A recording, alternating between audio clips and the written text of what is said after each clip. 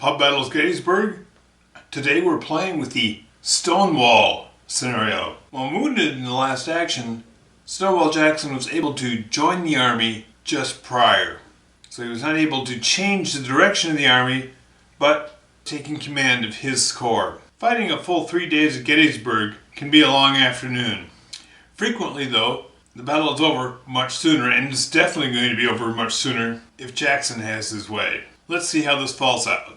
Buford's cavalry goes first. They're going to get up on the hill. Lee comes on with A.P. Hill's division, and they're forced out of column into line as they approach Buford's cavalry. And Reynolds' First Corps enters the map. Reynolds racing ahead. Turn 2 sees both sides leaving their bags back, out of danger. A.P. Hill's corps slams into the Buford's cavalry, while Reynolds prepares his defense around Gettysburg. Buford's cavalry, having done the job of slowing down Lee's advance, fall back. Turn 3 begins with Reynolds' First Corps deploying ahead of Jackson's arriving troops. Longstreet arrives with Trimble's division, showing up the Confederate right flank.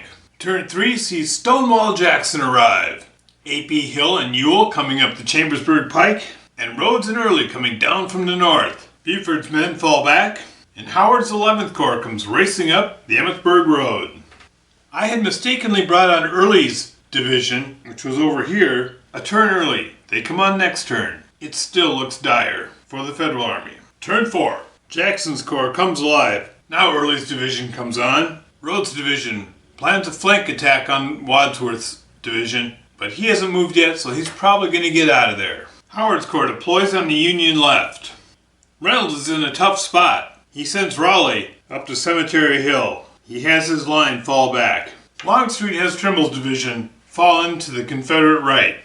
Buford's cavalry moves out to the far right. Turn 5. Afternoon at Gettysburg. Day 1. Now these are all the forces that are going to be on the board for the next 2 turns. Howard falls back to the peach orchard and begins extending the Union line. Longstreet extends the Confederate right, hoping to stretch the defenders out. Buford's cavalry rallies. The Union line begins to take shape, and Jackson brings up his artillery to start softening the Union line as they prepare for an assault. Turn 6. Longstreet extends the Confederate right. Howard pulls skirts back to the Devil's Den. Reynolds holds. Buford slightly repositions, and Jackson's attack begins. His artillery opens up on Cemetery Hill, with uncharacteristic, devastating effects.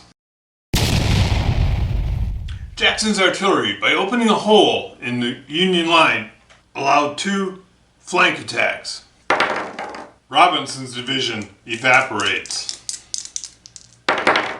Wadsworth's division suffers 3 hits. The first one is absorbed by the elite status, leaving 2 wounds, and forces him to retreat. This extension of Wadsworth's division was just a detachment, also does not fare well. And finally, on Buford's Corps, Buford exercises cavalry's prerogative to just ride away. Turn 7. Early evening. The Union line is in disarray. Howard's 11th Corps forms up on Cemetery Ridge. Anderson's division of Longstreet's Corps begins moving up the road. The tail end of the corps has to pull off the road, though, as they stretch out into minor roads.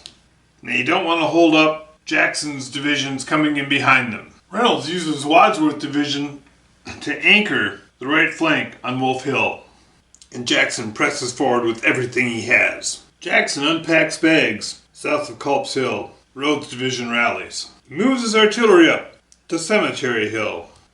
In the nick of time, or is it too little too late, Slocum's 12th Corps comes racing up the Baltimore Pike, and Sickles brings up his troops. Turn 7 combat. Let's see how this goes.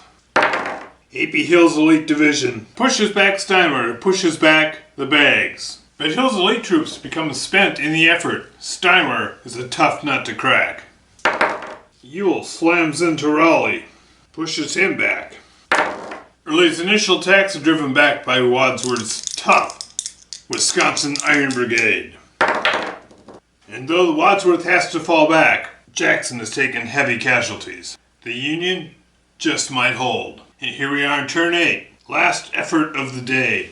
Reynolds is first. I love this about the game. These are tough decisions. These 2 divisions are spent. Here is the baggage train. I can move it back to there, still be within range to rally those two units, but if I impact the bags, then the bags are impacted right there. And the south is strong, but you know what? I'm going to do it. Bags are impact. First Corps rallies. There could be some hot fighting right here. Third Corps, Birney moves right there. Sickles Corps. This is a detachment to occupy Round Top, and Humphreys comes on this turn. The rest of Sickles Corps. 12th Corps. Have to stay a third away, so they are. Jackson's Corps. Early is able to rally. Rhodes advances forward. Ewell and Rhodes attack. We're going to keep this pressure up. A.P. Hill attacks. Or does he? Because Howard's Corps, he's going to have to do this. Now it's Howard's Corps. This is not good. Barlow's division falls back to there. They delayed them there, and it fell back. Buford's Corps rallies. Longstreet supports that attack. Doing some more catch-up work here. Johnson's division and the artillery should have come on last turn, so this turn, so it'll deploy like that. Artillery will get all the way to here. And Hood and McLaws come racing up the Chambersburg Pike. And now we have turn 8 combat. Last combat of the day. Here we have Skirts defending in front of Little Round Top. He's in Devil's Den. Trimble's division drives Skirts back, but in the heat of the day, at the end of the day, they are just spent. Birney's men or Hill's men are exhausted, but they slam into Birney's division. And they pay. Oh, they pay. And rally on Powers Hill. Ewell's lead division is spent and driven back, but Rhodes presses on. The bags are right there. Now, in his retreat from that combat, he would run into the bags. The bags don't get pushed back. He passes through them. The bags are exposed, but this is the end of the turn, and it's the end of the day. So now we do a night turn, and let's see how this sets up for second day. Lee moves up some more artillery. Buford's cavalry moves out to the right flank. 12th Corps moves. Now they have to end at least, these two are 12th Corps, these two are 12th Corps detachments. They have to end outside of the 1/3 range. You're going to finish out like that. Longstreet's Corps is drawn. You have to end up away from the Union, so Trimble will pull back like that. Anderson's lead element goes there. The following element of Anderson's gets there. The bags switch and trundle up that way. And Hood wends his way to there. McLaws gets to there. And Hancock and Meade arrive. Hancock begins deploying his division immediately. Meade races forward to confer with the others. Raleigh rallies. Now Wadsworth, if he doesn't move, can sit right there. If he moves, he must move away from Rhodes. That he will not do. So he holds. He recovers Robinson, and he'd like to reorganize him right in front of the bags. But that's too close. Union artillery arrives on the Baltimore Pike. Sickles' Corps holds position. Jackson's Corps.